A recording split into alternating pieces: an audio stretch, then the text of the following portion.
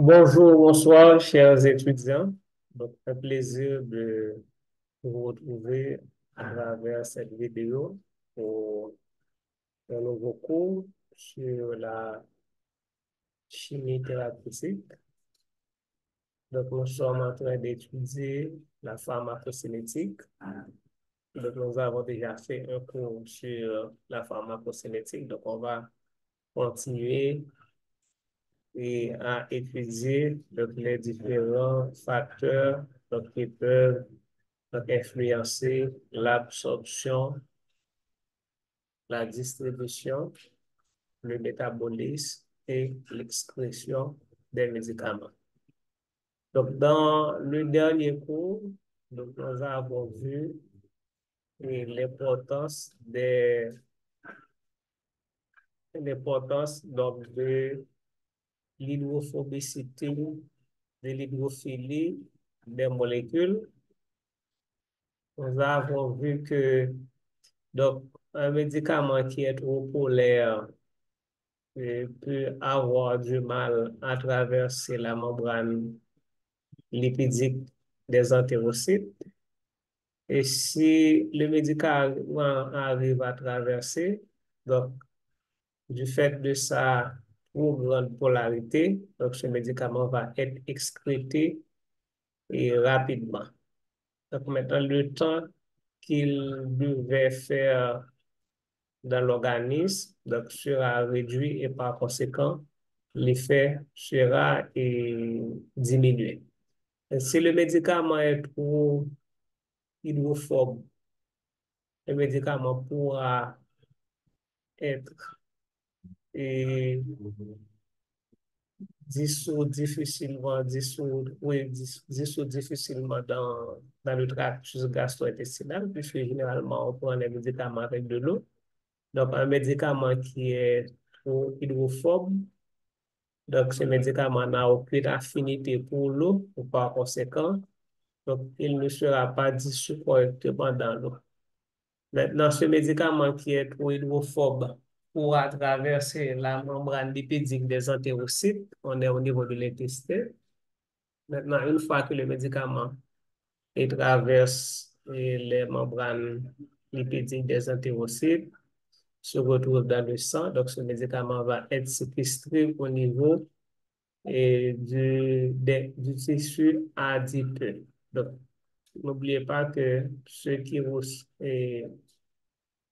se ressemblent, donc s'assemblent. Donc, les médicaments lipophiles ou encore hydrophobes, ils ont une affinité pour les graisses, alors que les médicaments hydrophiles, donc n'ont pas d'affinité pour les graisses, mais il y a une affinité pour le sang, puisque le sang est constitué essentiellement d'eau. Donc, par conséquent, donc, ces médicaments seront excrétés plus facilement. Donc, nous allons continuer avec l'importance du nombre d'interactions par liaison hydrogène.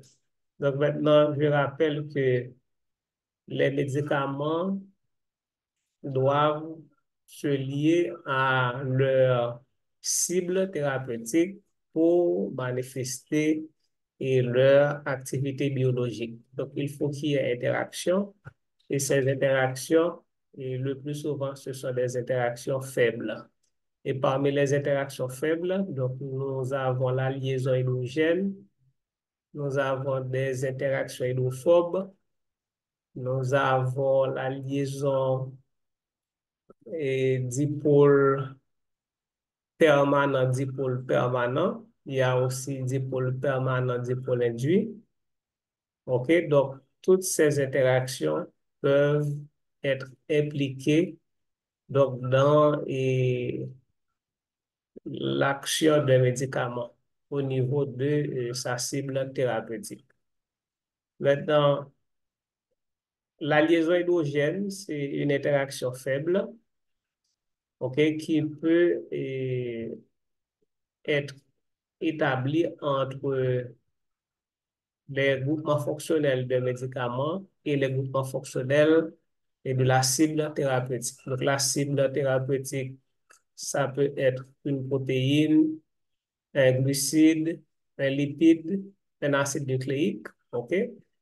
Maintenant, dès qu'on parle d'interaction, donc il faut comprendre que c'est des groupements fonctionnels qui vont interagir ensemble. Et ces interactions donc, impliquent donc, et l'attraction entre des pôles, un pôle positif et un pôle négatif. Dès qu'on dit interaction entre, intermoléculaire, c'est toujours pôle positif, pôle négatif, donc qui s'attirent. Comme vous le savez, donc des charges de même signe se repoussent, alors que des charges de signe contraire donc s'attirent. Alors, quelles sont les conditions favorables à l'établissement de la liaison hydrogène? Donc, c'est bien de toujours faire un rappel. Donc, maintenant, il faut qu'il y ait dans la molécule un atome d'hydrogène qui est lié soit à un oxygène, voilà. Donc, vous comprenez que les alcools, par exemple, ROH, c'est un alcool. Donc, les alcools, donc, ils ont un hydrogène qui est lié à un élément très électronégatif. Alors, les éléments très électronégatifs qui sont impliqués dans la formation de la liaison hydrogène, c'est le fluor, oxygène et puis azote. Donc, c'est trois éléments ça, que vous considérez qui est capable de participer à la formation de la liaison hydrogène. Donc voilà, donc premier critère là, il faut qu'il y ait un hydrogène qui est lié soit à oxygène ou encore un hydrogène qui est lié dans le cas des amines, ok, amine primaire, un hydrogène, ok, voilà, ok, donc là on a NH2. Donc, hydrogène qui est lié à un atome d'azote. Donc, ces atomes d'hydrogène peuvent participer à une liaison hydrogène et ou encore on a un hydrogène qui est lié à un atome de fluor. Voilà. OK? Donc, maintenant, premier critère là, c'est ça, un hydrogène qui est lié à un élément très électronégatif, donc soit oxygène, soit azote, ou bien soit fluor. Deuxième critère là, il faut qu'il y ait dans la même molécule ou bien dans une autre molécule, OK? Dans la même molécule ou bien dans une autre molécule, donc un atome qui dispose de doublets non liants. Et généralement, c'est les mêmes atomes, c'est azote, oxygène ou fluor. Voilà, donc ici, voici les doublets non liants. Donc, oxygène possède deux doublets non liants. OK, donc voilà interaction, hein. Donc, cet hydrogène-là, l'hypothèse en charge partielle positive, OK, charge partielle positive. Oxygène, charge partielle négative. Donc, voilà, donc on va avoir une interaction entre, alors, bonne faire interaction bien. Il va avoir donc une interaction entre donc, cet hydrogène qui est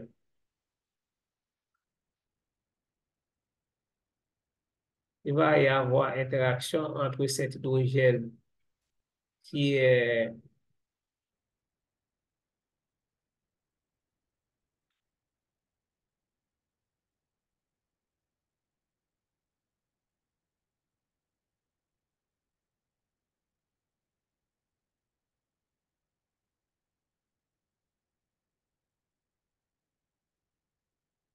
et donc voici l'interaction.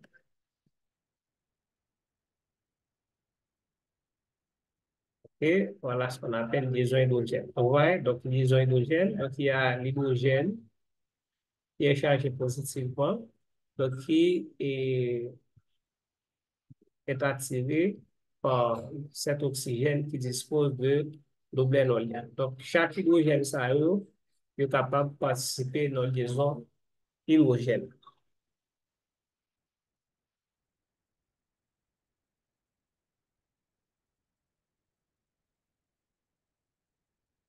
OK, donc maintenant, on va voir ce qu'on dit.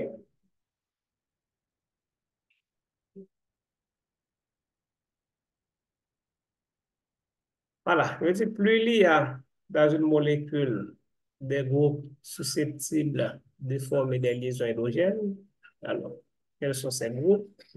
COH avec NH2, OK, OH, NH2, ou bien azote tout simplement, dans le cas de cyanure, par exemple, OK? Donc, ces groupes COH, voilà,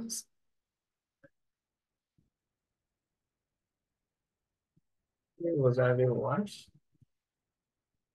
vous avez NH2, on peut avoir également CN, OK? Donc, on peut avoir également, voilà, NH. OK? Donc, nous sommes capables de gagner plusieurs groupements fonctionnels qui sont capables de former liaison hydrogène. Donc, on peut avoir, voilà, une fonction cétone, une fonction aldéhyde, OK? Une fonction aldéhyde, H. On peut avoir une fonction acide carboxylique. OK, bon. Généralement, fonction acide carboxylique est sous forme ionisée. Voilà. Donc maintenant, tout groupement, ça, c'est des groupements qui sont capables de former liaison hydrogène. OK? Donc maintenant, on dit plus il y a dans la molécule des groupes susceptibles de former des liaisons hydrogènes, moins il est probable que cette molécule sera absorbée. Pourquoi? C'est parce que les groupements qui peuvent former des liaisons hydrogènes sont des groupements polaires. Donc, plus il y a de groupements polaires dans la molécule, c'est plus la molécule est polaire et moins il est probable que cette molécule sera absorbée. Quel est le problème entre la polarité d'une molécule et l'absorption? N'oubliez pas que l'absorption se fait essentiellement au niveau de l'intestin grêle. Donc, on est au niveau de l'intestin grêle, il s'agit des cellules intestinales, des entérocytes. Et maintenant, pour que le médicament puisse et, atteindre sa cible en passant par le sang, donc ce médicament doit traverser la membrane plasmique. Mais la membrane plasmique est de nature lipidique. La membrane plasmique est hydrophobe. Est-ce que vous comprenez? Donc, la membrane plasmique, il est vrai qu'il y a une face hydrophile, OK? Là, il y a une face hydrophile, mais l'intérieur de la membrane est hydrophobe et par conséquent, il est difficile pour que le médicament traverse membrane plasmique là, parce que la membrane plasmique, les queues apolaires, la membrane plasmique est constituée de quoi? La membrane plasmique est constituée d'une bicouche de phospholipides. Donc, les phospholipides, c'est des molécules qui ont une tête polaire, OK, et qui gagnent une queue apolaire. Maintenant, queue apolaire, je vais représenter pour vous ce qu'on appelle par phospholipides.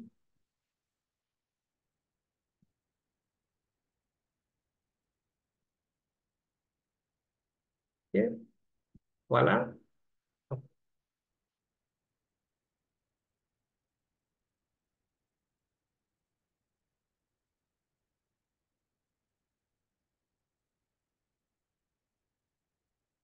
Voilà, ça c'est une portion de la membrane plasmique. Est-ce que vous voyez la bicouche lipidique? OK?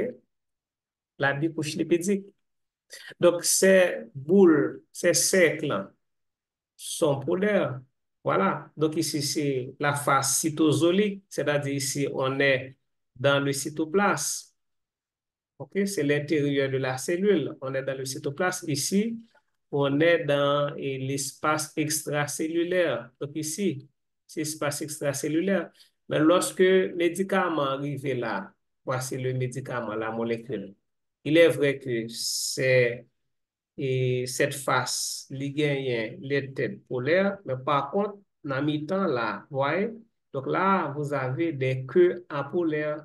Donc, le médicament, quand il arrive là, donc il n'a pas bien affinité avec ces queues qui sont apolaires et par conséquent, donc le médicament, il a bien difficulté pour le traverser.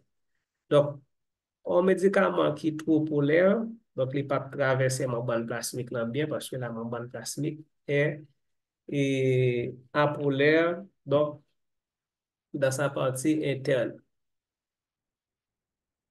Donc, comme règle empirique, on retiendra que les composés qui contiennent plus de 5 groupes créateurs de liaisons hydrogènes ou plus de 10 groupes accepteurs de liaisons hydrogènes ou plus de 10 groupes accepteurs, oui, oui, c'est la même chose, ou plus de 10 groupes accepteurs de liaisons hydrogènes, donc seront faiblement absorbés.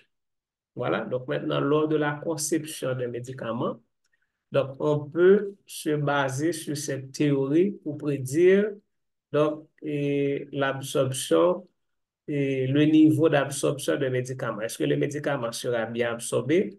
Est-ce que le médicament sera faiblement absorbé en fonction des groupements fonctionnels susceptibles de former des liaisons hydrogènes que ce médicament donc, renferme dans sa structure? Alors, à toute règle, il y a des exceptions. Ok? Donc, il y a des exceptions. Comme vous le voyez, il y a des exceptions. Donc, OK, donc exception là, c'est pour quelques médicaments.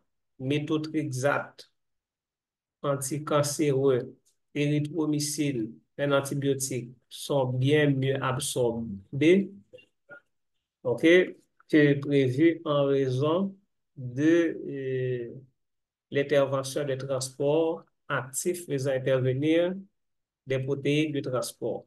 Alors, le cas intéressant pour nous regarder structure molécule ça, on voit vraiment est-ce que vous gagnez un pile groupement hypolaire là.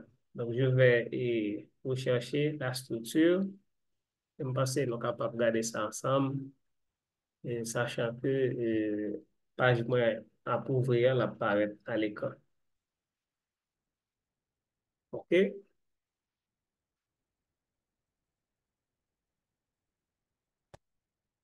Voilà, donc on a pas que page Google la montée. On a continué. Justement, donc, voyez, donc maintenant, ces médicaments, c'est vrai que ces médicaments, ils gagnent des groupements qui sont capables de former liaison hydrogène. Pas oublier que moi, le groupement qui est capable de former liaison hydrogène, c'est des groupements polaires.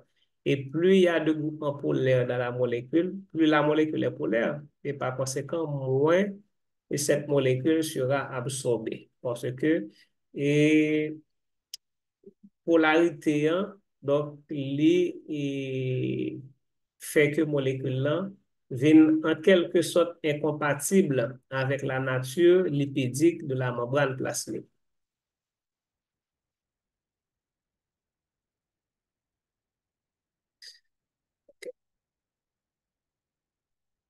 OK, maintenant nous allons parler de modélisation moléculaire.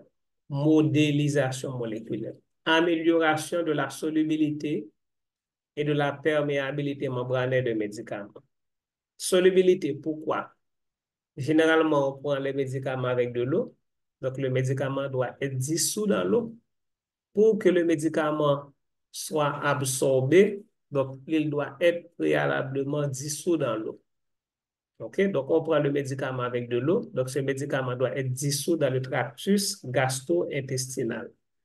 Donc, si le médicament n'est pas hydrosoluble, donc, il ne sera pas dissous dans l'eau.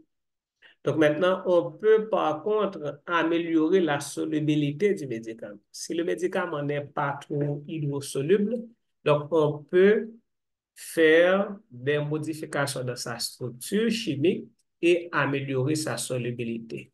Si le médicament est faiblement absorbé au niveau de la membrane plasmique des entérocytes, donc on peut aussi modifier sa structure de telle sorte que ce médicament puisse être mieux absorbé au niveau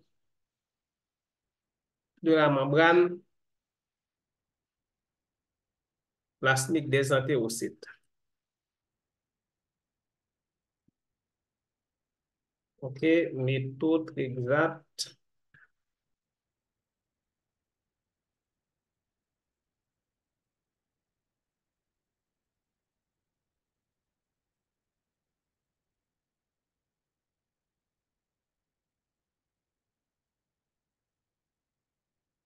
Alors, nous allons voir comment améliorer la solubilité et la perméabilité des médicaments en réajustant de manière plus appropriée la balance hydrophile-hydrophobe du médicament. Donc, le médicament doit avoir une bonne balance hydrophile-hydrophobe, donc pour faciliter et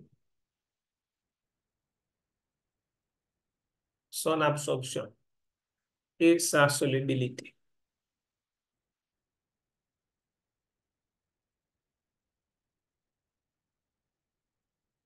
Mhm.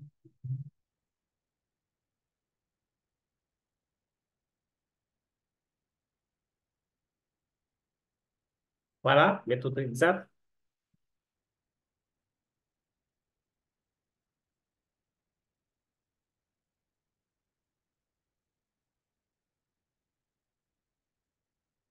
Ok, on va déposer là. Voici méthode exacte. Qu'est-ce que vous en pensez? Ok, on regarde pour nous. Nous gagnons un groupement, ça, son groupement polaire qui est capable de former liaison hydrogène. Deux, groupement polaire qui est capable de former liaison hydrogène. Azote, ça est capable de former liaison hydrogène. OK? Et oxygène, ça est capable de former liaison hydrogène. Ouais, donc polaire. Donc polaire. Polaire, polaire. Donc, il y a un, 2, 3, 4, et 5, 6, 7. Donc, effectivement, c'est une molécule qui est très polaire parce qu'elle a un pile groupement polaire là-dedans. Et tout groupement polaire, ça va capable de former liaison hydrogène. Et par conséquent, donc, son molécule normalement qui va être supposée absorber. Sauf que, molécule, ça va pas traverser membrane là directement. Donc, cette molécule, prend en charge par un protéine de transport. N'oubliez pas qu'au niveau de la membrane plasmique, vous avez des protéines de transport. Et un rôle de la membrane plasmique, c'est assurer donc, le transport de matériaux de part et d'autre de la membrane. Et pour cela, il y a des pores, OK? Il y a des pores, il y a des récepteurs donc, qui sont responsables donc transport de certaines molécules. Il y a des molécules qui traversent ces membranes directement sans pas besoin de passer dans le port. Par exemple, gaz carbonique et dioxygène. Donc, deux petites molécules qui apolaires. OK? Par exemple, pour l'eau, l'eau, c'est une molécule apolaire. Donc, c'est une molécule polaire, l'eau. Donc, l'eau, il y a un port spécifique à lui-même qu'on appelle aquaporine. C'est à travers ce port que l'eau est entrée, sortie au niveau de la membrane plastique. Donc, méthode exacte, c'est une molécule très polaire. Maintenant, il n'est pas capable de traverser ces membranes directement. Donc, elle est prise en charge par des protéines de transport. Donc, maintenant, on regarde l'érythromycine.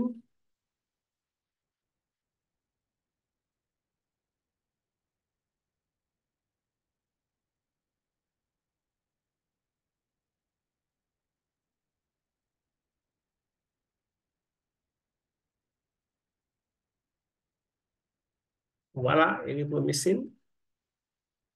Est-ce que vous voyez bien? L'érythromycine, c'est beaucoup de groupements et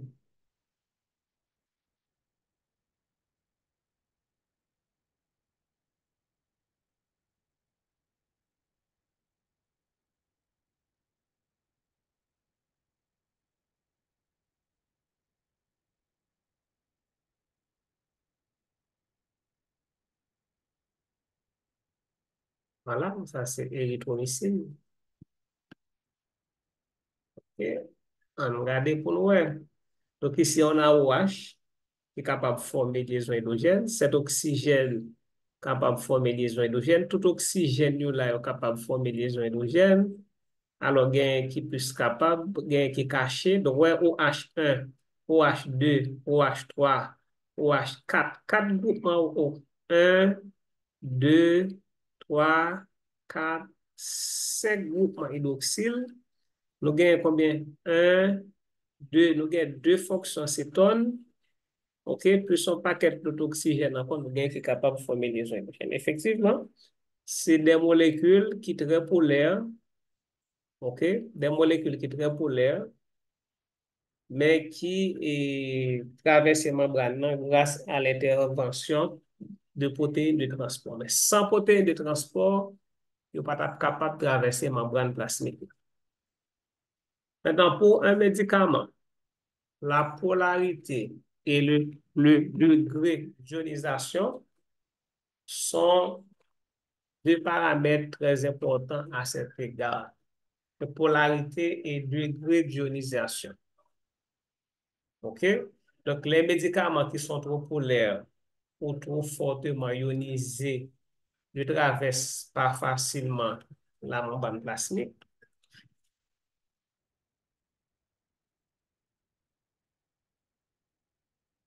OK? Les médicaments trop polaires ou trop fortement ionisés, c'est-à-dire qu'il y a des groupements qui sous forme d'ion, ne traversent pas facilement la membrane plasmique et sont rapidement excrétés. Donc, ça, c'est à retenir, très important à retenir. OK? Tandis que les médicaments non polaires seront faiblement hydrosolubles. OK? C'est-à-dire que si le médicament est non polaire, donc il ne peut pas dissoudre correctement dans l'eau. Ouais? Donc, ça veut dire que le médicament ne peut pas dissoudre correctement dans le tractus gastro-intestinal. Pas oublier que généralement, nous prenons un médicament avec l'eau. Et non seulement la faiblement hydrosoluble, mais le médicament ça a séquestré par le tissu adipeux. C'est-à-dire que le fait que le médicament est apolaire, eh bien, il peut et caché, stocké dans les cellules et dans les adipocytes, OK? Et ces cellules qui mettaient graisse en réserve dans l'organisme. Donc, en général, donc, il est possible de modifier la polarité et le degré d'ionisation d'un composé en changeant tout simplement l'un ou l'autre substituant facile à modifier. Donc, on peut donc agir sur la structure du médicament pour même modifier sa polarité, modifier son degré d'ionisation. Donc, ça qui est capable d'améliorer sa solubilité et sa perméabilité membranaire. Des molécules qui sont trop polaires, alors, et là, nous prenons l'autre point, nous avons deux, OK, là, nous avons 2.1. Des molécules qui sont trop polaires peuvent être rendues moins polaires en coiffant le groupe polaire incriminé par une entité alkyle ou acide. Si vous avez une molécule qui est trop polaire, c'est-à-dire que la molécule est trop polaire, il y a trois groupements et fonctionnels qui sont polaires là-dedans, ou du moins trois groupements qui sont capables de former une liaison hydrogène. Quel est le problème avec un médicament qui est trop polaire? Le problème avec un médicament qui est trop polaire, c'est que le médicament n'est pas bien absorbé au niveau de la membrane plasmique. Mais qu'est-ce qu'on doit faire? Donc, on peut diminuer la polarité de ce médicament. OK? Donc, on peut diminuer la polarité du médicament de telle sorte qu'il est capable absorbé au niveau de la membrane plasmique. Donc, maintenant, groupement cap bay problème yo, donc on capable coiffer yo, OK, avec un groupement alkyle. Quand on dit alkyle, c'est R. Alkyle, c'est R. Donc, R. Donc, pour que ça coiffer là avec un groupement alkyle, parce que le groupement alkyle là, lui-même, il est apolaire. Voilà. R. Voilà. Donc, R, ça peut être CH3. Ça peut être CH3, CH2, etc. Donc, les groupements alkyles sont des groupements apolaires. OK? Les groupements alkyles sont des groupements apolaires. Ou bien encore un groupement acyle. Acyle, c'est R, C, liaison O, liaison. OK? Donc, on est capable de cacher par, et coiffer par un groupement alkyle, acyle. Voici le groupement acyle, par exemple, le groupement acétyl. Donc, CH3, c'est, voici. Donc, CH3, CO liaison, c'est le groupement acyle, donc il s'appelle acétyl. OK? Son groupement acyle qui est acétyl. Donc, on peut masquer le groupement qui pose problème par le groupement trop polaire par soit un alkyle ou bien par un groupement acyle. Par exemple, un alcool ou un phénol peuvent être convertis en un éther oxyde ou en un ester. On a dit que dans un médicament, vous avez une fonction alcool qui a pas de problème, qui rend molécule trop polaire. OK?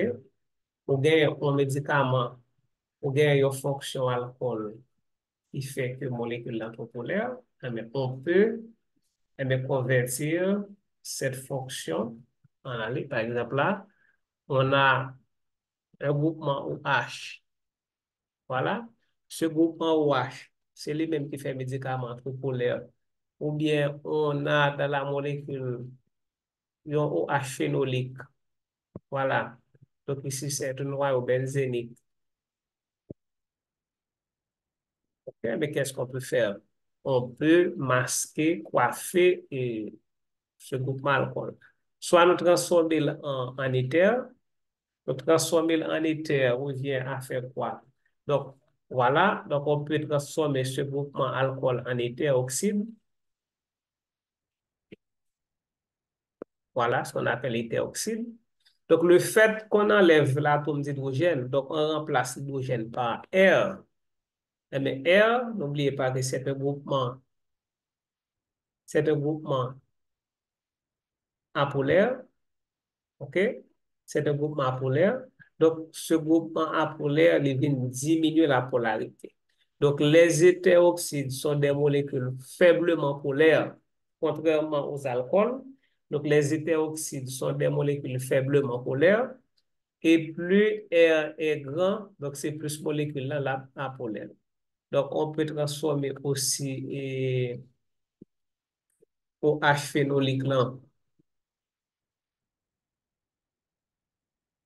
Voilà. Donc, on peut transformer OH phénolique là en hétéroxyde aussi. Tout comme on peut les transformer en ester.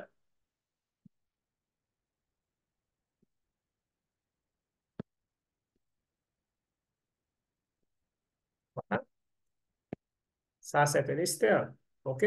Donc, le fait de transformer ces groupements OH soit en hétéroxyde, soit en ester, eh bien, on diminue la polarité. OK? Voilà comment on peut diminuer la polarité d'un médicament et augmenter, améliorer sa perméabilité membranaire. Ou du moins, si on a un acide carboxylique, si on a une fonction acide carboxylique, cette fonction acide carboxylique peut être transformée en ester ou amide. OK? OK? Là, on parle de alcool phénol qui est capable de convertir en éther oxyde ou bien ester. Maintenant, s'il s'agit d'une fonction acide, regardez là, dans composé ça, on a ces différents types de...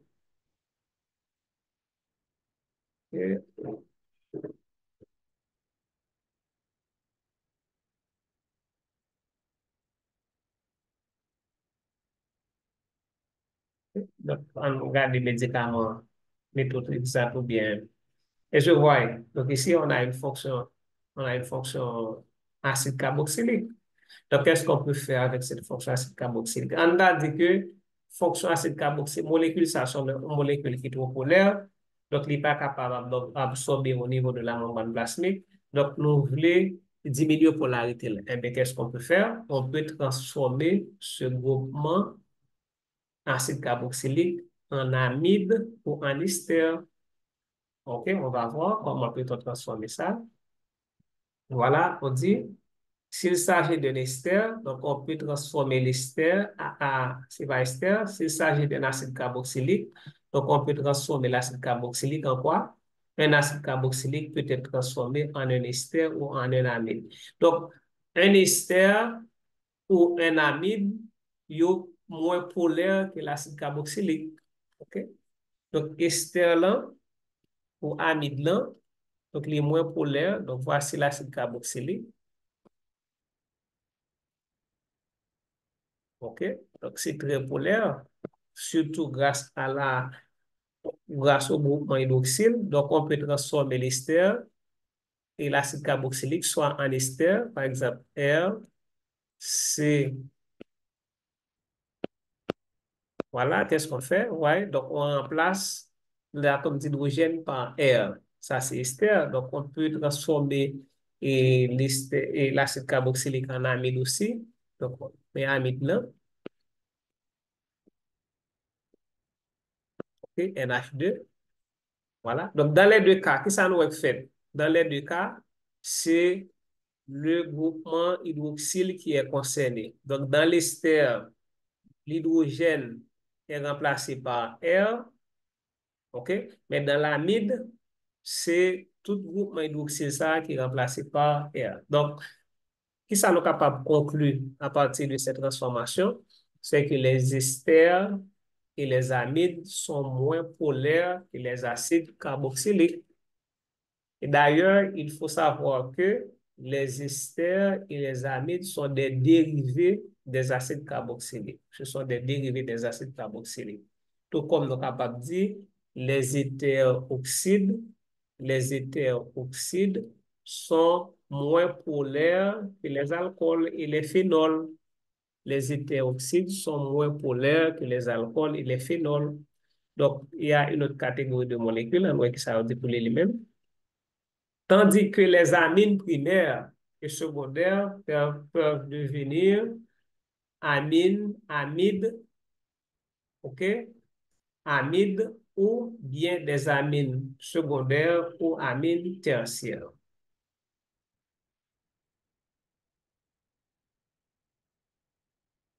Voilà. Donc, texte ça a demandé pour que nous mettions en exergue. C'est question d'examen. OK, maintenant, amine primaire ou amine secondaire, qu'est-ce qu'on peut faire avec ces amines? OK, rendre, comment peut-on rendre une amine primaire, une amine secondaire moins polaire? Donc, c'est en les transformant en amide. OK? C'est en les transformant en amide ou bien des amines secondaires et tertiaires. Regardez comment on est capable de transformer en amide. Donc, pour transformer en amide, donc on a fait réagir avec. Par exemple, si on a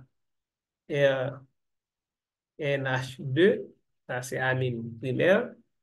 Donc, amine primaire, là, nous sommes capables de transformer en amide. À ce moment, on est capable de faire réagir avec un acide carboxylique. Là-bas, R, NH. Voilà, CO et puis R. Donc, ça, c'est un amide. Amide. Donc, amide, là, il est moins polaire que amine, là. OK? Yon amine secondaire. Ça, première, c'était amine primaire. Voilà, ici, l'amine secondaire. Donc, il est capable de transformer également en amide. Donc, là, c'est R, NH, R, CO, et puis R. Voilà. Là, nous gagnons une amine. OK, CO. Donc, ici, c'est amine primaire qui convertit en amide. Là, nous gagnons c'est amine secondaire. Si vous voyez bien, où azote lié avec deux carbones. N, il y a avec deux carbones. Donc, c'est amine secondaire. Donc, même amine, ça nous est capable de faire. Nous sommes capables de transformer ça en amine. OK, flèche ici. Nous sommes capables de transformer en amine secondaire. Si nous transformons en amine secondaire, eh ben, la ville moins polaire, R, N, H, R. Voilà, amine secondaire. Donc, nous prenons amine primaire là. Voici l'amine primaire. Donc, nous convertissons en amine secondaire. Mais amine secondaire, là, lui-même, ça nous est capable de faire. Pour nous venir en amine moins polaire, eh ben, nous sommes capables de prendre, nous convertir en amine tertiaire. Et R, et puis nous ajoutons l'autre R là, donc qui vient ramener en amine tertiaire. Donc, maintenant, qu'est-ce qu'on peut dire? L'amine, l'amine secondaire est moins polaire que l'amine primaire. L'amine tertiaire est moins polaire que l'amine secondaire. Donc, voilà les différentes techniques, les différentes transformations que nous sommes capables d'opérer en dans structure en molécule pour diminuer sa polarité et améliorer sa perméabilité membranaire.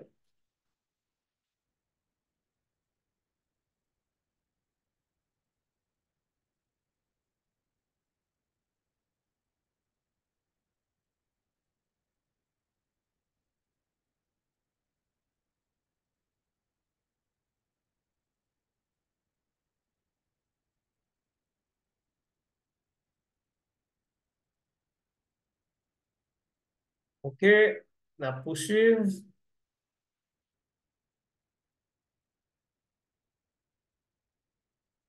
Modification de la polarité d'une molécule grâce à des changements de substituants alkyles ou acides. La polarité s'en trouve diminuée, non seulement parce que le groupe polaire a été masqué, OK, OH, ouais, si nous prenons OH, nous convertissons en hétéroxyde, par exemple. Donc, hydrogène, non, c'est un atome qui te rend, hein, hydrogène, non, te rend mouvement OH, là, très polaire. Donc, non seulement nous masquer le groupe polaire, là, voilà, OH, OK? Donc, cet hydrogène, il te contribue en pile dans la polarité molécule, médicament, alcool, là. Mais là, nous prenons l'hydrogène, ça, nous remplacer par un groupe alkyle. Ça t'explique nous là, oui. Non seulement parce que le groupe polaire a été masqué, donc le groupe polaire, c'est quoi? C'est OH. Donc, est-ce qu'on a OH dans l'hétéroxyde? Non. Donc, le groupe polaire a été masqué, mais aussi en raison de l'apport d'une portion alkyle supplémentaire. Donc là, combien R nous avons alcool là? Un seul. Ça veut dire que R, c'est un groupement apolaire. OK? C'est un groupement apolaire. Maintenant, là, nous transformer l'alcool là en éther-oxyde, non seulement nous cacher, masquer ou H là, nous éliminer ou H là, nous enlever l'hydrogène là, qui c'est un atome qui contribue dans la polarité moléculaire, mais aussi nous introduit en la structure là, un groupement alkyle supplémentaire qui vient augmenter ou bien qui viennent diminuer polarité parce que R, c'est un groupement hydrophobe. Donc, diminuer polarité veut dire aussi augmenter l'hydrophobicité ou augmenter caractère hydrophobe médicament. OK. Maintenant, le texte ça que nous voyons là, extrêmement important parce que là, on a fait modification ça. Donc, il faut que nous assurions que groupement que nous avons modifié, OK? Groupement que nous avons modifié, c'est pas des groupements qui impliquent dans l'interaction médicament avec cible. Pas bien que médicament pour capable manifester son activité biologique, médicament ça doit établir des interactions avec la cible thérapeutique. Maintenant, interaction, ça, qui est-ce qui fait? C'est des groupements fonctionnels. Groupements fonctionnels au niveau du médicament, groupements fonctionnels au niveau de la cible thérapeutique. Bon, on va dire qu'un médicament a deux groupements fonctionnels. Tous deux groupements fonctionnels, ça, sont indispensables à l'interaction avec la cible. Et nous allons prendre modifier. Pour modifier de façon définitive, donc, médicament, ça pas jamais capable lié avec cible. Donc, maintenant, modification, ça qu'on fait, il conduit à une perte d'activité. Capable même transformer le médicament en une molécule toxique. Donc, au cas où ces groupements polaires seraient indispensables pour que le médicament puisse se lier à sa cible, on choisit alors habituellement, on va mettre ça dans notre couleur, très important. OK? On choisit alors habituellement,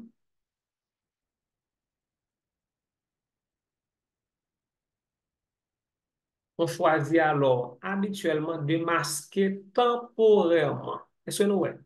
Masquer temporairement le groupe polaire en question. Donc, si groupement polaire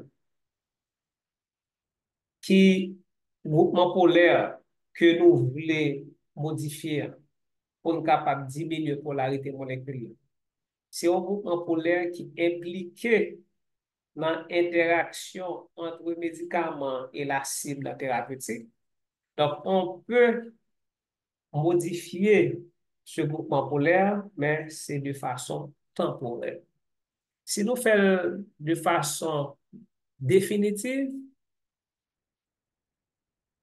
molécule n'est pas capable de lier au récepteur et par conséquent, médicament pas capable de lier à sa cible et par conséquent, la perdu activité biologique. Donc, non seulement il faut que nous masquions de façon temporaire, mais il faut que nous assurions tout. Ça, c'est important. Et pour notre couleur,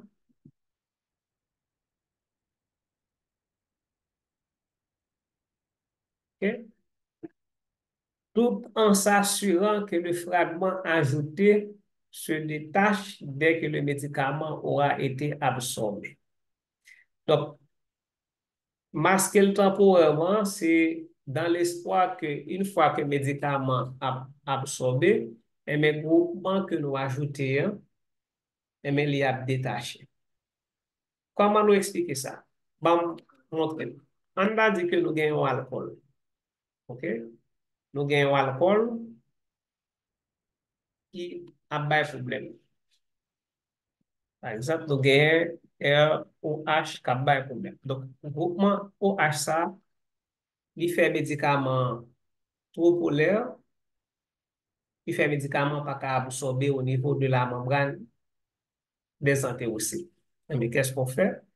On va convertir ce médicament en ester, voilà, convertir en ester,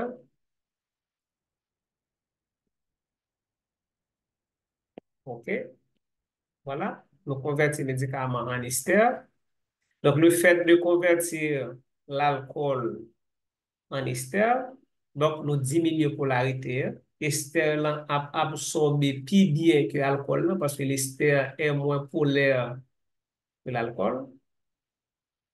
Maintenant, le ester là qu'on a li tombé dans le sang, mais ça qui va le passer, ester là pour alors retourner by alcool là dans le sang.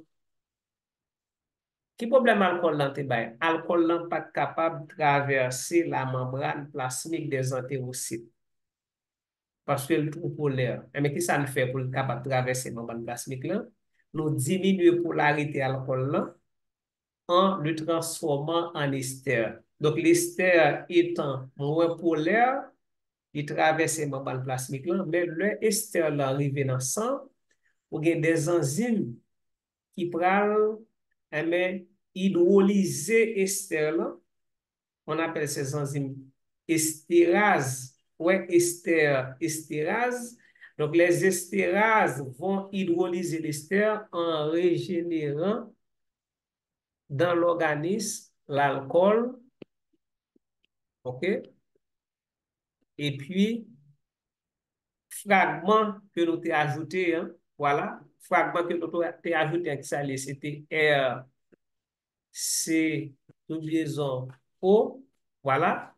Donc, une fois que Estelle a tombé dans le sang, on va avoir des enzymes qui vont venir hydrolyser, mais ouais, la couper liaison ça là, la hydrolyser Estelle là.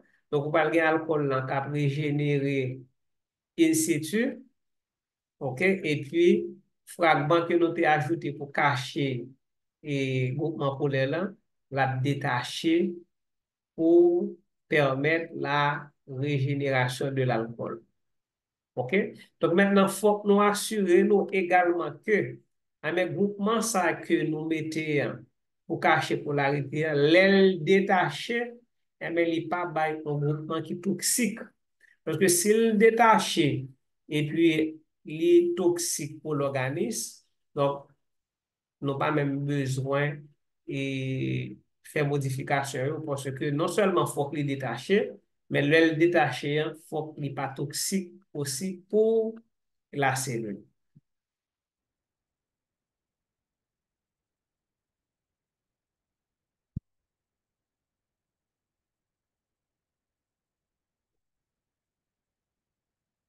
Avancer,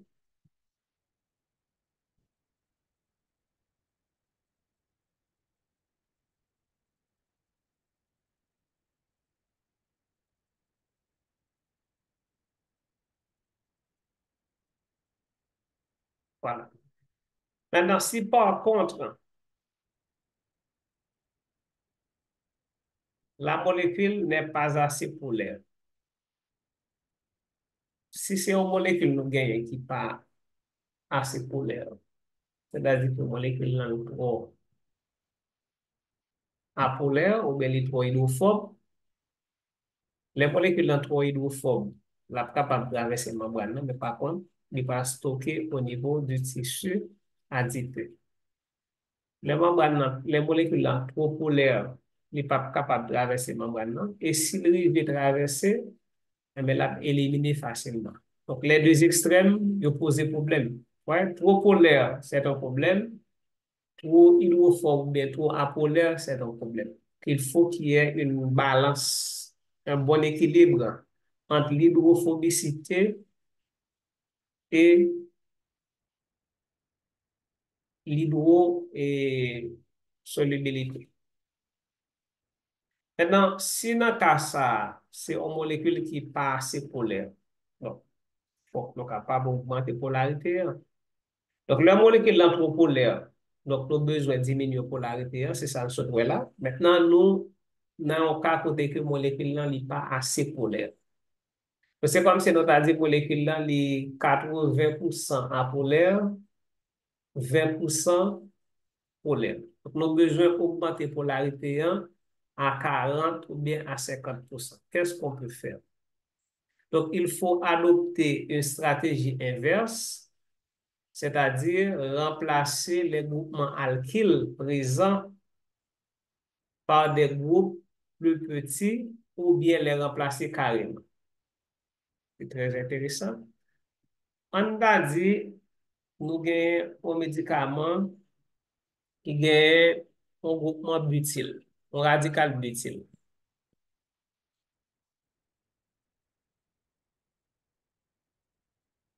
Et voilà, butyl. Et puis, le médicament, ça, il n'est pas assez polaire. Nous avons besoin d'augmenter la polarité, hein. Qu'est-ce qu'on peut faire? On peut diminuer le nombre d'atomes de carbone.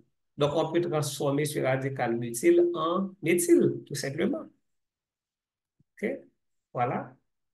Donc, on enlève 3 atomes de carbone et puis nous réduisons à un seul atome de carbone. Donc, le fait de réduire la longueur de la chaîne carbonée, donc ça suffit pour augmenter la polarité. Parce que plus la chaîne carbonée est longue, plus la molécule est apolaire.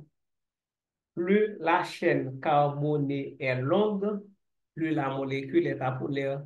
Donc, si on réduit la longueur de la chaîne carbonée, donc on a réduit dans l'hydrophobicité moléculaire, on a augmenté la polarité. Donc, ça, c'est une première technique.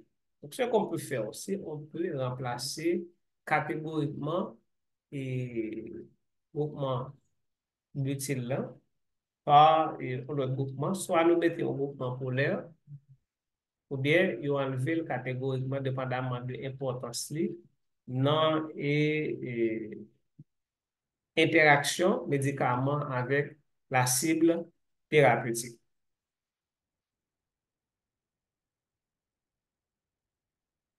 Parfois, il s'avère intéressant d'augmenter la longueur d'une chaîne alkyle tout en diminuant celle d'une autre. Cette stratégie s'appelle une permutation de méthylène. C'est toujours un objectif pour nous capables d'augmenter la polarité en molécule qui n'est pas assez polaire. On a dit que dans la molécule là, nous gagnons deux groupes alkyles. Nous gagnons d'un côté un groupement éthyle. Voilà, éthyle, c'est un radical, c'est apolaire. Et puis de l'autre côté, nous gagnons méthyle. Mais qu'est-ce qu'on peut faire? Donc, qu'est-ce qu'on entend par groupement méthylène? Groupement méthylène, c'est CH2. OK? Voici un groupement méthylène, CH2. Donc là, dans le radical éthyle, nous avons deux groupements méthylène. Mais qu'est-ce qu'on peut faire? Donc, on peut diminuer la longueur de la chaîne du radical éthyle. OK? On a diminué, on a retiré un carbone là-dedans. Et puis, nous allons augmenter l'éthyle là de carbone. Ouais, donc, pas éthyle, propyle, là, excusez-moi, propyle, tu gagné 3 carbones, le radical propyle, il gagne 3 atomes de carbone, et ça nous fait, nous diminuer, nous prenons un groupement méthylène, CH2, ça qui est là, mais CH2, ça qui est là, mais qui ça nous fait, nous prenons, mais nous venons ajouter sur CH3. Donc, si on regarde bien, donc, nous pas et nombre d'atomes de carbone à conserver, nous avons un radical qui a 3 carbones, nous avons qui gagne un seul, On a là, nous déplacer un groupement méthylène, c'est-à-dire CH2, sous propyle, et puis nous venons longer, allonger groupement et radical méthyle là, nous faisons passer de un carbone à deux carbones. Donc, cette technique s'appelle permutation de méthylène et on peut se servir de cette technique aussi pour augmenter la polarité d'une molécule qui n'est pas assez polaire.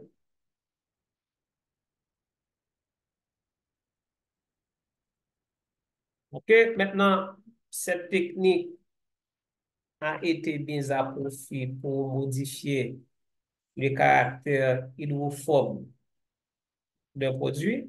Donc, on dit diminuer le caractère hydrophobe d'un produit. La conception de médicaments de seconde génération s'inspirant de la molécule de sildenafil est un bel exemple d'une telle stratégie. Je suppose qu'il y a un exemple là, on regarde. Voilà. Donc ici, on a sildenafil. Donc sildenafil, c'est un médicament qui a sur marché, sur nos Viagra et un paquet de autres. Maintenant, à partir de sildenafil, donc il peut concevoir des médicaments de seconde génération. Donc, sildenafil, c'est première génération. On a là, on va faire des modifications dans la structure des sildenafil pour améliorer sa polarité. Et si on améliore la polarité, donc la mieux absorbée, donc c'est comme quoi, et si on regarde bien avec, donc nous voyons vraiment un groupement, voilà, un radical propyle, méthyle et propyle encore. Donc, ça veut dire que ce sont molécules qui ont un cycle, deux cycles qui pas trop polaires. OK? Ce n'est pas une molécule qui est trop polaire. Donc, il y a besoin de molécules qui mieux absorbées que sildenafil. Donc, qui ça fait? Il fait des modifications au niveau des radicaux méthyle et propyle. Donc, radical que on va modifier, d'abord, qu'est-ce qu'on a fait? Regardez ce qu'on a fait ici. Donc, on a ajouté un cycle pyridine. Donc, on enlève un groupement méthyle. Ce groupement méthyle, ouais, Benny. Donc, ce groupement méthyle, on l'enlève et remplace par un cycle pyrimidine. OK? Maintenant, ici, qu'est-ce qu'on fait? On enlève un groupement CH2, ouais, CH2, CH2, CH3. Donc, ils ont enlevé le groupement CH2, qui côté vous mettez, et mais groupement CH2, ça là, on a dit ça, voilà. Là, c'est un groupement CH2, et mais ils prennent, ils retirent, ils placer là. Donc, maintenant, regardez pour nous, là, là, on a deux groupements CH2, mais une, mais l'autre là, OK, moi, c'est clé rouleau. Donc, combien nous qui était là? Un seul, OK. Là, qu'est-ce qu'on avait? On avait azote CH3. Maintenant, qu'est-ce qu'on a là? On a azote CH2 et puis CH3. Donc, il diminue la longueur radicale ça et puis il augmente la longueur radicale ça. Donc, c'est ce qu'on appelle technique de permutation de méthylène. Donc, je rappelle que méthylène, c'est CH2. Donc, cette technique permet donc d'augmenter la polarité des molécules. Donc, qu'est-ce qu'on a constaté? Qu'est-ce qu'on a constaté? Il a pu être établi que l'ajout d'un cycle pyridine dans la partie droite de la molécule augmentait la sélectivité du médicament vis-à-vis de sa cible. Donc ça, c'est pas vraiment de ça qu'on a parlé, mais c'est une information importante parce que la sélectivité des médicaments, c'est un paramètre extrêmement important. Plus le médicament est sélectif, donc c'est plus le médicament intéressant, c'est moins ça bien fait secondaire parce que l'autre médicament qui est distribué dans tout l'organisme qui va entrer en contact avec tout récepteur. Donc, c'est ça fait pour get tout effet secondaire ça yo. Mais si un médicament qui est capable d'agir au niveau seulement de cible qui concerne là, à ce moment, on ne peut pas gagner puis l'effet secondaire. Là, c'est un point très important. Donc, le fait d'ajouter un cycle pyridine dans la partie droite de la molécule, donc ça augmente la sélectivité du médicament. Voici le cycle pyridine, OK? Le cycle pyridine qu'on a ajouté dans la partie droite. Donc, ça augmente la sélectivité du médicament par rapport à sa cible. Mais en même temps, ce médicament devenait trop lipophile. Ah. Donc, est-ce que nous, ouais? Donc, il a cherché sélectivité. C'est vrai que sélectivité hein, est extrêmement bon. Maintenant, en ajoutant autant d'atomes de carbone, est-ce que vous voyez bien? Donc, ici, on avait quoi? On avait seulement méthyle. On avait seulement méthyle.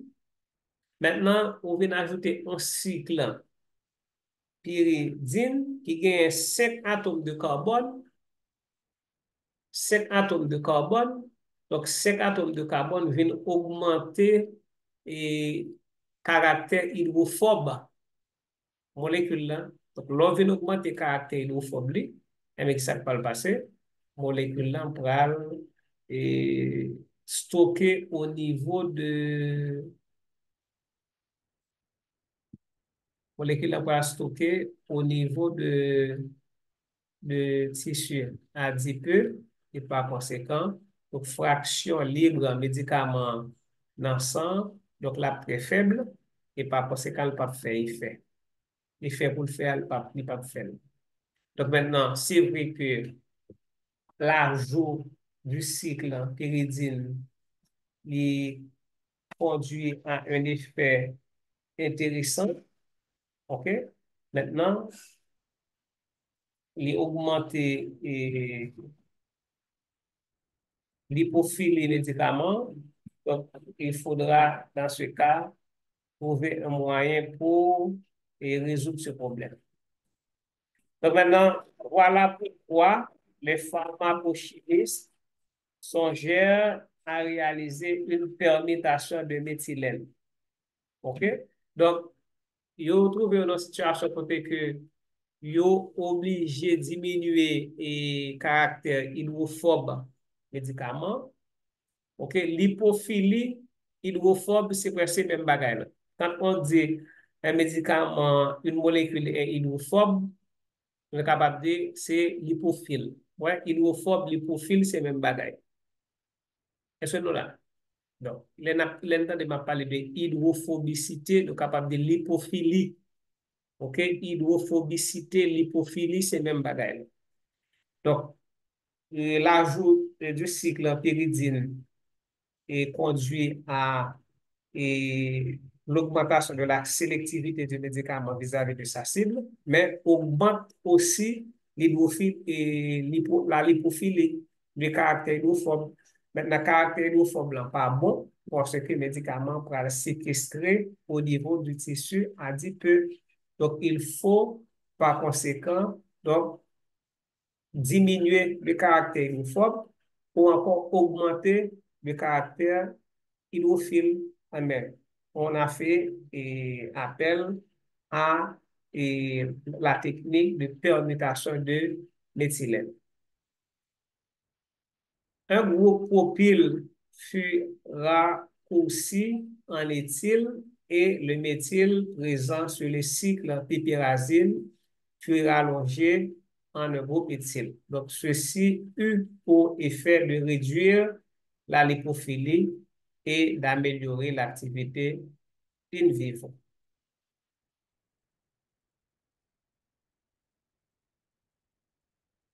Et avancé.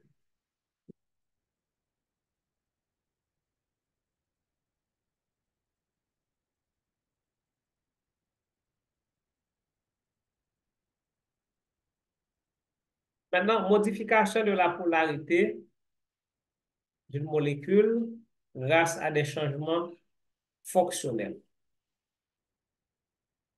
modification de la polarité d'une molécule grâce à des changements fonctionnels.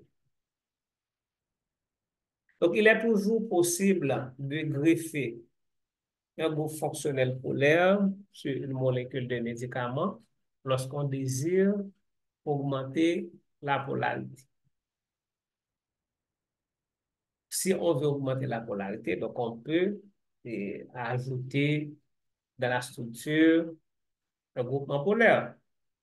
Le thioconazole, par exemple, est une substance antifongique qui ne sert qu'à traiter les mycoses cutanées parce que cette molécule est trop peu polaire pour se solubiliser suffisamment dans le sang, même dans le tractus gastro-intestinal. OK? Donc, c'est une molécule qui est trop peu polaire pour se solubiliser dans le tractus gastro-intestinal.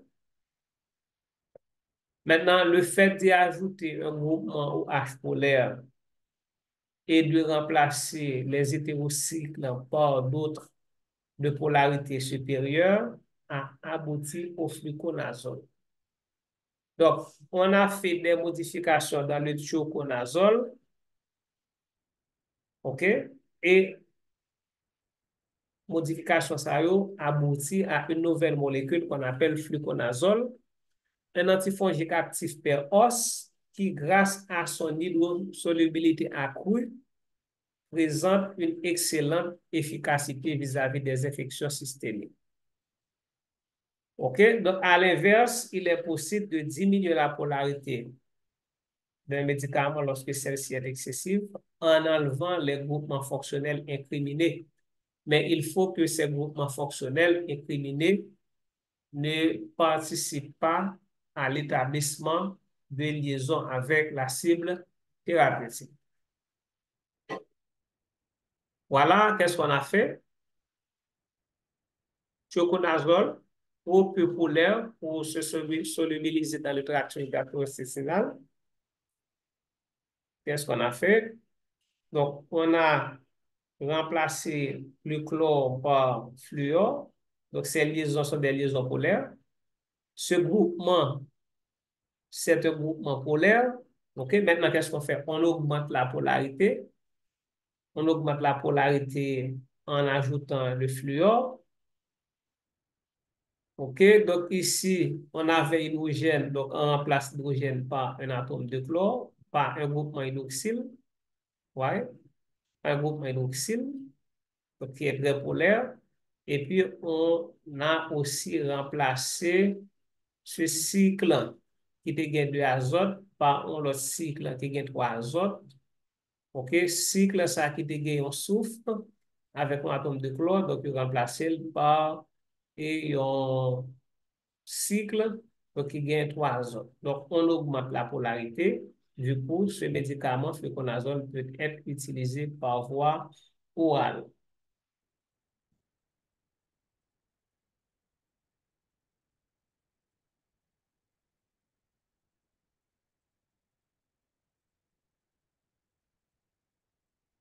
OK, 2.3. Donc, modification de pKa d'une molécule grâce à des changements de substituants de type N-alkyle. N-alkyle, OK? N-alkyle, c'est par exemple N liaison CH3, L liaison CH2, CH3. Les médicaments dont le pKa se situe hors de la fourchette 6 à 8. Alors, si on a parlé de pKa, donc on a parlé là de acidité. Donc, acidité au milieu, en molécule, est capable d'exprimer en fonction de pH, est capable d'exprimer en fonction de Ka, la constante d'acidité, est capable d'exprimer également en fonction de pKa. Donc, ce qu'il faut retenir, le pKa est grand, plus l'acide est faible, le pKa est faible, plus l'acide est fort. OK? Donc, changez ça. Donc, maintenant, les médicaments dans le pKa se situent hors de la fourchette 6-8 ont tendance à être exagérément ionisés et seront donc très faiblement absorbés au travers des membranes plasmiques. Oui, effectivement, c'est ça. Parce que 7-8, c'est le pH, c'est autour du pH sanguin. Effectivement, les groupements ionisables. Donc, par exemple, si on prend les protéines, les acides aminés, il y a deux groupements ionisables. Le groupement amino et le groupement acide carboxylique. Mais dans l'organisme, un acide aminé, il existe sous forme ionique. Donc, vous gagnez le groupement amino qui existe sous forme NH3+, et puis le groupement acide carboxylique qui existe sous forme COO-, et à pH autour de 7. Voilà, donc là, c'est 6, 7, 8. Donc, vous gagnez et tout groupement fonctionnel qui est ionisable, donc cap sous forme ionique. Or, il est en général assez facile de modifier leur pKa en vue de les ramener dans la fourchette idéale. Par exemple, le pKa d'une amine peut être modifié en changeant les substituants alkyles. OK? Le pKa d'une amine peut être modifié en changeant les substituants alkyles. Il est cependant assez difficile de prévoir dans quelle mesure de tels changements affecteront le pKa. Certes, le placement de groupements alkyles déjà présents par le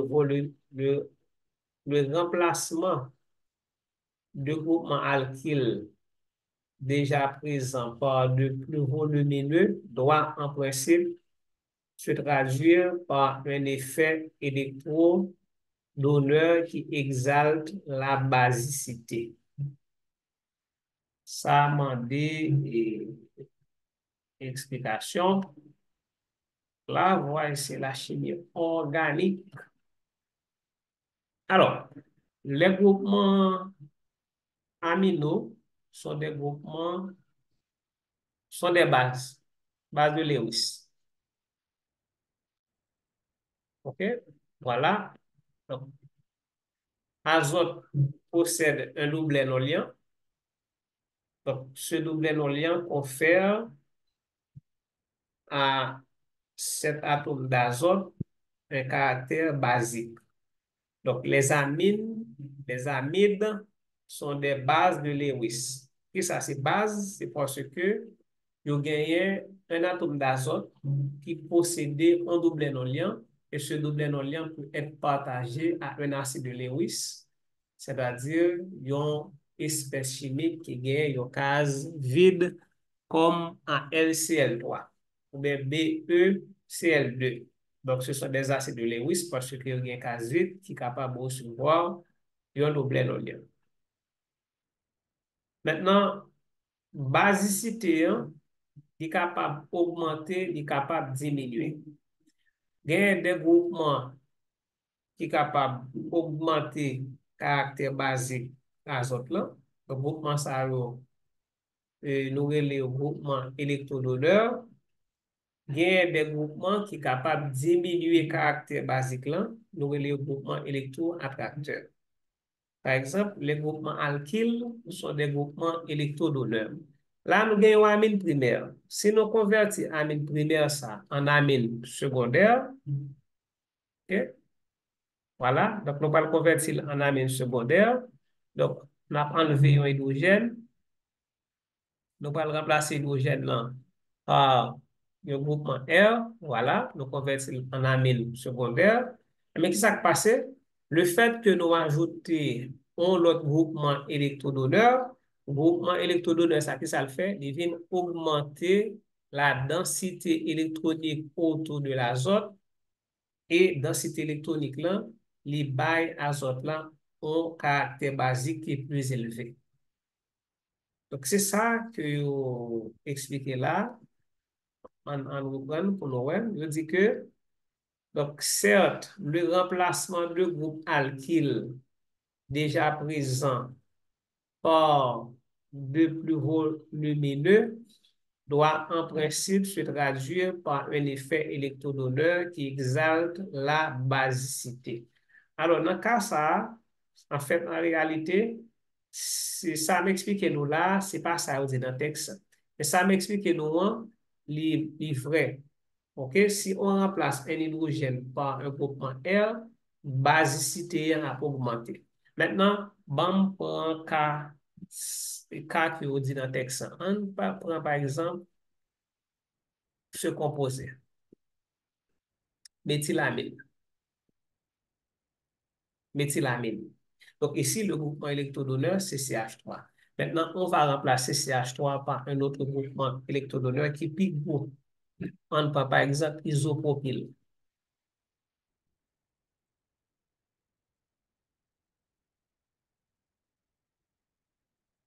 Voilà. OK? Mais qu'est-ce qui va le passer?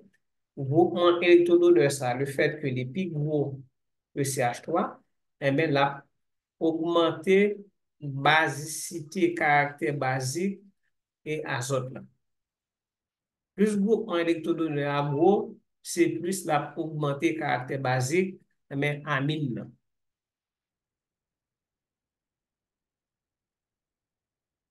OK? Donc, toutefois, le fait d'augmenter le nombre ou la taille des groupes alkyles aura aussi pour effet d'accroître l'encombrement stérique autour de l'atome d'azote. Ceci gênera les molécules d'eau appelées à solvater la forme ionisée de la base et empêchera l'ion d'être stabilisé. Alors là, je parle de gène stérique ou encore encombrement stérique. Donc, puis ça lié, regardez bien là. Donc ici, groupement alkyle ça le plus gros. Donc le fait groupement alkyle le plus gros. Donc si il y a une molécule qui va venir approcher de azote là, donc molécule là a bien plus de difficulté pour les approcher de azote parce que groupement alkyle là plus gros. Donc ici là c'est méthyle, les plus petits. Donc si une molécule d'eau qui vient attaquer azote, ça va venir attaquer amine primaire là plus facile que amine secondaire là parce que dans amine secondaire là donc, il y a un encombrement stérique. OK? Il y a un encombrement stérique qui est lié donc, au gabarit du radical isopropyl.